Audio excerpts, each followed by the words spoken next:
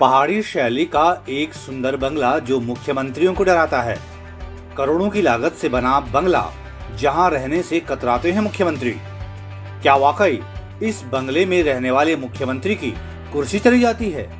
आखिर इस खूबसूरत बंगले पर मनहूसियत का ये ठप्पा कैसे लगा? उत्तराखंड की राजनीति में इस नायाब बंगले से जुड़े अंधविश्वास कैसे बढ़ते चले गए? इस वीडियो में हम आज यही जानने की कोशिश करेंगे।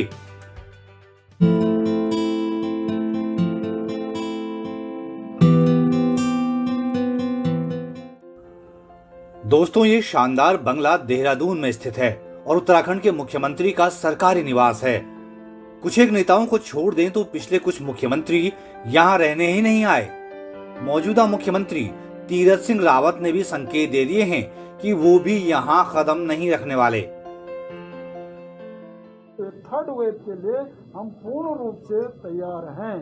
हमको कोई दिक्कत नहीं होगी, इतनी तैयारियां हम लोग कर चुके हैं। और मैं आप सबसे बताना चाहता हूं, मेरा मुख्यमंत्री जो आवास है वो भी मैं कोविड के लिए तैयार करने जा रहा हूं, थर्ड वेव के लिए। ये मैं नई बात आपको कह रहा हूं। तो नए सीएम साहब ने मुख्यमंत्री के इस सरकारी निवास को कोविड अस्पताल में बदलने की बात कहकर ये सुनिश्चित कर दिया कि वो भी इस बंगले में रहने के लिए नहीं जाने वाले। तो आखिर वो क्या धारणा है जिसकी वजह से उत्तराखंड की सरकारों के मुखिया इस बंगले से दूरी बनाए रखते हैं? आखिर इस भव्य और खूबसूरत सरकारी निवास के मनहूस होने का ठप्पा कैसे लग गया? ये समझने के लिए उत्तराखंड की पिछली कुछ बड़ी राजनीतिक घटनाओं पर नजर डालते हैं। इस बंगले में सबसे पहले जिन मुख्यमंत्री ने कदम रखा वो थे रमेश पोखरियाल निशंक, जो कि 13 मई 2011 को इस बंगले में रहने आए, लेकिन कुछ ही महीनों के भीतर उनकी कुर्सी चली गई और 10 सितंबर 2011 को उन्हें ये बंगला खाली करना पड़ा।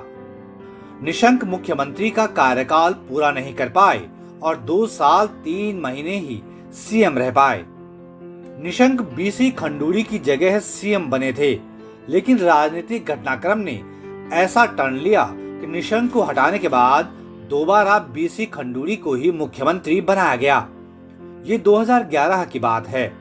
बीसी खंडूड़ी 11 सितंबर 2011 को सीएम के इस सरकारी बंगले में रहने आए, लेकिन 2012 के चुनाव में खंडूड़ी खुद भी हारे और उनकी सरकार भी वापस नहीं लौट सकी।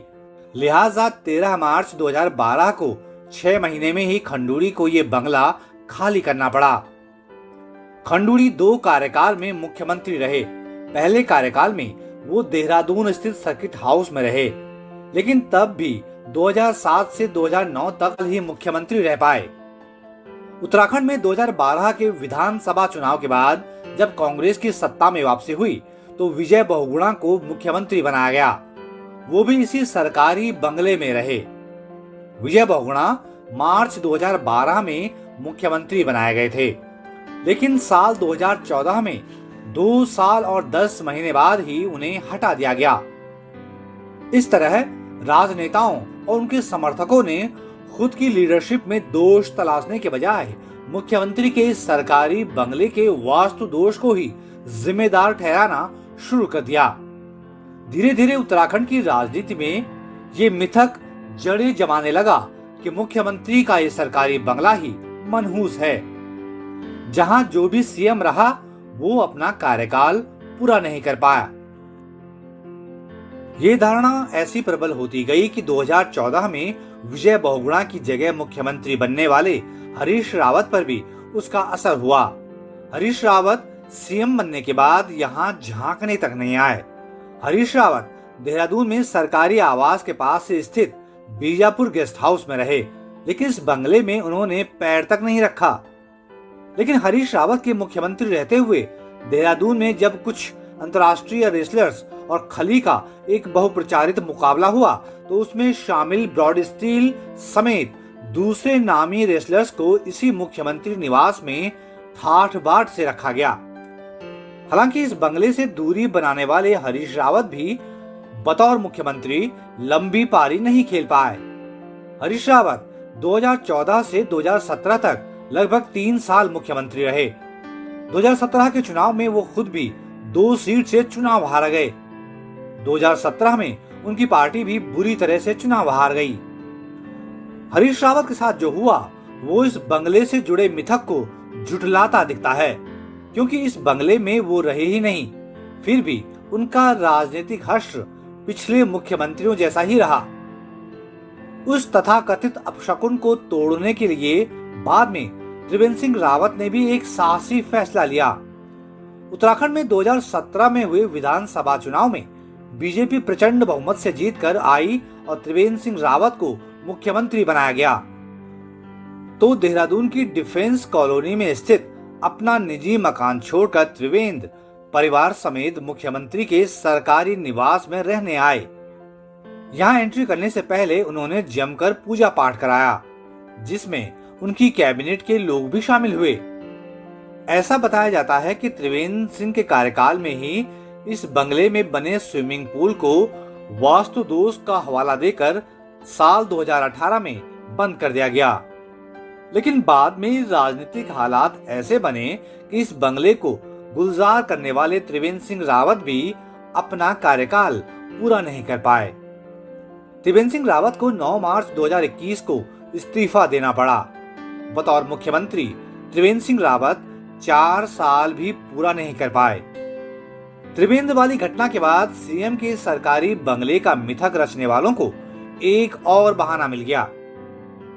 त्रिवेंद्र को हटाने की वजह भले ही राजनीतिक रही हो, लेकिन ऐसे लोग कम नहीं हैं जो इस खूबसूरत पहाड़ी शैली के बंगले के मध्य दोष मढ़ देते हैं। इससे हुआ ये कि त्रिवेंद्र के बाद सीएम बनाए गए तीरथ सिंह रावत भी उस मनहूसियत के मिथक के प्रभाव में आ गए। उन्होंने बीच का रास्ता निकाला और इस बंगले को कोविड केयर सेंटर में बदलने की घोषणा कर दी।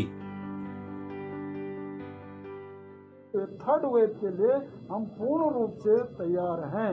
हमको कोई दिक्कत नहीं होगी, इतनी तैयारियां हम लोग कर चुके हैं। और मैं आप सबसे बताना चाहता हूं, मेरा मुख्यमंत्री जो आवास है वो भी मैं कोविड के लिए तैयार करने जा रहा हूं, थर्ड वेव के लिए। ये मैं नई बात आपको कह रहा हूं। लेकिन ये जो बंगला उत्तराखंड के राजनेताओं को डराता रहा है, उसको बड़े करीने से बनाया गया है।